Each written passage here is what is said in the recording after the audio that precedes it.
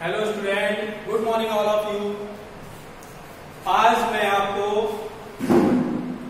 हिंदी व्याकरण पढ़ाने जा रहा हूँ।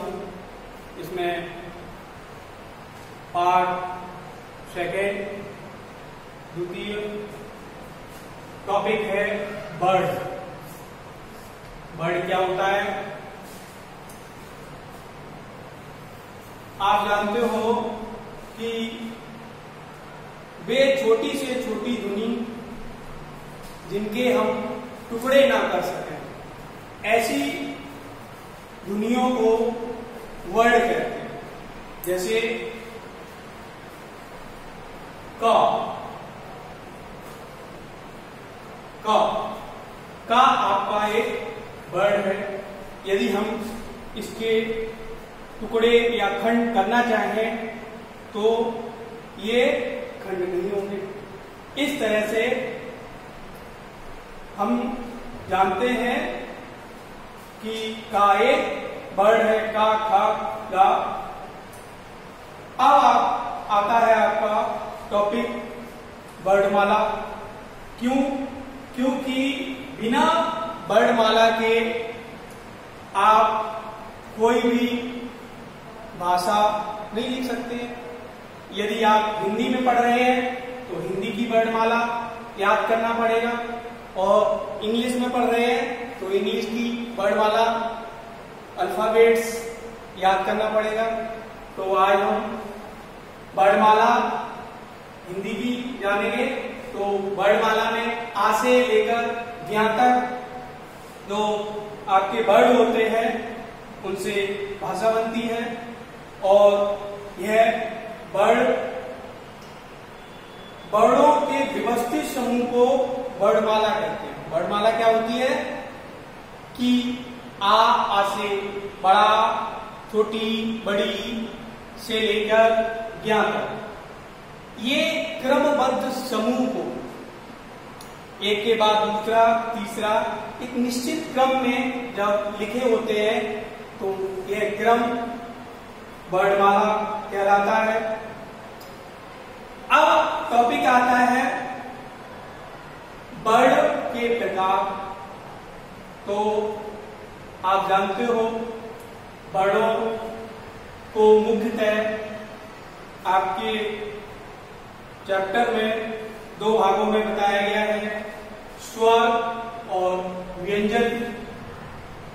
लेकिन कुछ आगे क्लासों में, बड़ी क्लासों में अयोगवाह भी बताया गया है। तो सबसे पहले हम जानेंगे कि स्वर क्या होते हैं। छोटा, बड़ा, छोटी, बड़ी, छोटा हो, बड़ा हो, ऋषि, छोटी है, बड़ी है, छोटा हो, बड़ा हो, ये हमारे स्वर बोले जाते हैं। और छोटी अंक, बड़ी अंक, यहाँ पर ये अलग हो जाते हैं, और ये छोटी अंक, बड़ी अंक। तीसरा जो टॉपिक है आपका अयोगवाह, इसमें चले जाते हैं।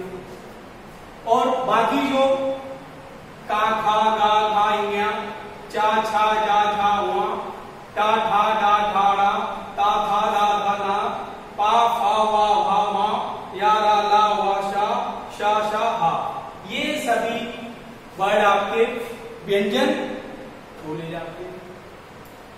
तो इस तरह से आपने स्वर के बारे में और व्यंजन के बारे में पढ़ा।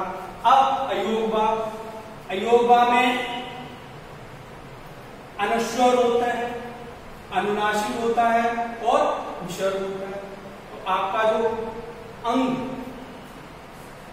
जिस पर एक बिंदु होती है ये अनुस्वर कहलाता है, जिसमें दो बिंदु होती हैं वो विसर्ग कहलाता है, और चंद्र बिंदु होता है वो अनुनासिक कहलाता है।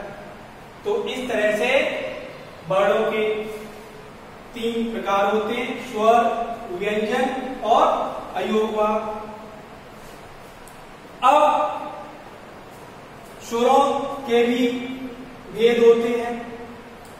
स्वर के मुख्य तीन भेद होते हैं। ह्रस्व स्वर, दीर्घ स्वर और प्लुप्त स्वर।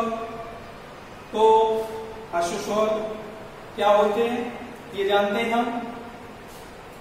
जिन स्वरों के उच्चारण में बहुत कम समय लगता है ऐसे वर्णों को हम ह्रस्व स्वर कहते हैं।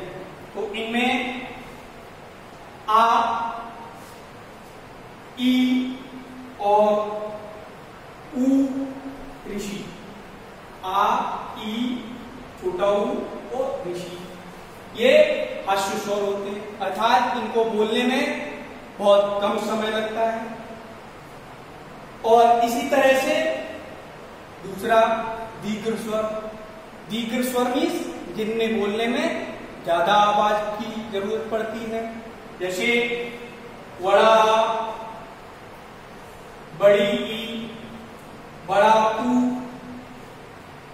छोटी ए, बड़ी ए, छोटा ओ और बड़ा ओ। इनमें यदि आप बोलेंगे तो आपको आवाज बहुत तेज निकालनी पड़ेगी, तो इसलिए इन्हें हम दीर्घ स्वर कहेंगे।